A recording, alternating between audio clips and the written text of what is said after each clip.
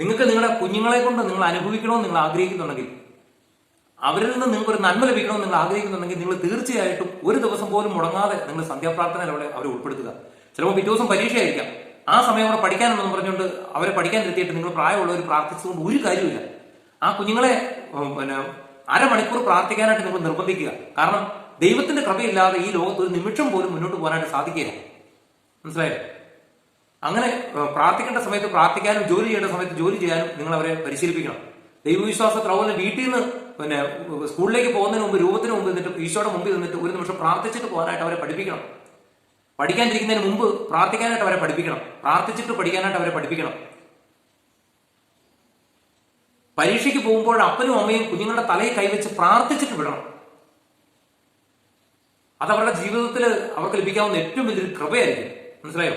നിങ്ങൾ എത്ര പാപി ആയിക്കോട്ടെ, നിങ്ങൾക്ക് ഒരു യോഗ്യതയും ചിലപ്പോൾ ഒരുപക്ഷെ നിങ്ങൾ കാണുന്നുണ്ടായിരുന്നു, പക്ഷെ അപ്പൻ അമ്മ എന്ന് പറയുന്ന ഒരു അഭിഷേകം നിങ്ങളിലുണ്ട്. ആനാമ്പളം ഉണ്ടെങ്കിൽ ആനാമ്പളം തൊട്ട് അവരുടെ നെറ്റിയെ കുറിച്ച് വരച്ച് അവരെ തലയിൽ കൈവച്ച് പ്രാർത്ഥിച്ച് അനുഗ്രഹിച്ച് വേണം പരീക്ഷയ്ക്കായിട്ട് വിടാൻ. നിങ്ങളന്ന് ഇതുവരെ വിട്ടിട്ടില്ലേ, ഒന്ന് വിട്ടു നോക്കും. അന്ന് വരെ കിട്ടാത്തൊരു വലിയൊരു വിജയമായിരിക്കും അവരുടെ ജീവിതത്തിൽ കിട്ടുന്നത്.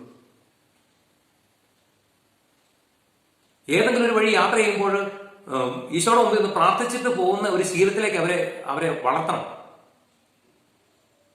അതുപോലെ മരിച്ചവർക്ക് വേണ്ടി പ്രാർത്ഥിക്കാനായിട്ട്, ഒപ്പീസ് ചെല്ലിക്കാൻ, മരിച്ചവർക്ക് വേണ്ടി പ്രാർത്ഥിക്കാൻ, സെമിത്തേരി പോയിട്ട് കല്ലറ എന്നിട്ട് മരിച്ചുപോയ കാരണന്മാരൊക്കെ ഉണ്ടെങ്കിൽ അവരുടെ കല്ലറയിൽ പോയി പ്രാർത്ഥിക്കാനായിട്ടൊക്കെ അവരെ പരിശീലിപ്പിക്കണം. പള്ളിയിൽ മരിച്ചവർക്ക് വേണ്ടിയുള്ള കുർബാന ചെല്ലിക്കാനായിട്ട് പൈസയൊക്കെ ഇടയ്ക്കിടയ്ക്ക് അവരുടെ അടുത്ത് തന്നെ കൊടുത്തു വിട്ടിട്ട് അച്ഛൻ്റെ അടുത്ത് കൊടുപ്പിക്കണം. ഇങ്ങനെയൊക്കെ നമ്മൾ ചെയ്താൽ മാത്രമേ ആ കുഞ്ഞുങ്ങൾ നമ്മളുടെ മരണശേഷം അവർ നമുക്ക് വേണ്ടി പ്രാർത്ഥിക്കുകയുള്ളൂ. മനസ്സിലായോ? പിന്നെ രണ്ടാമത് ഇനി ഞാൻ പറയാൻ പോകുന്നത് വളരെ പ്രധാനപ്പെട്ട ഒരു കാര്യമാണ്. ഒരുപക്ഷെ നിങ്ങളുടെ കുഞ്ഞുങ്ങൾ കാണിക്കുന്ന ആ ഒരു തെറ്റിന്റെ പുറത്ത് നിങ്ങൾ അവരെ ശിക്ഷിക്കുമ്പോൾ നിങ്ങൾ ആദ്യം ചെയ്യേണ്ട ഒരു കാര്യം എന്ന് പറഞ്ഞാൽ നിങ്ങളുടെ കോപം അടക്കുക. നിങ്ങൾക്ക് അന്നേരം ഉണ്ടായിട്ടുള്ള ആ കോപത്തെ നിങ്ങൾ 100% നിയന്ത്രിക്കുക. അതിനുശേഷം മാത്രമേ നിങ്ങൾ അവരെ ശിക്ഷിക്കാനായിട്ട് ഒരുങ്ങാവുള്ളൂ. ഇല്ലെങ്കിൽ എന്താ സംഭവിക്കുന്നറിയോ? നിങ്ങളുടെ ശിക്ഷണം അതൊരു വലിയൊരു ശിക്ഷയായിട്ട് മാറും. കുഞ്ഞുങ്ങൾക്ക് കിട്ടേണ്ട ശിക്ഷണം അതൊരു അവരുടെ ഹൃദയത്തിൽ ഏൽപ്പിക്കുന്ന വലിയൊരു മുറിവിന്റെ ഭാഗമായിട്ടുള്ള ഒരു ശിക്ഷയായിട്ട് മാറും. ചിലപ്പോൾ അത് അതിന് കടന്നു പോകും.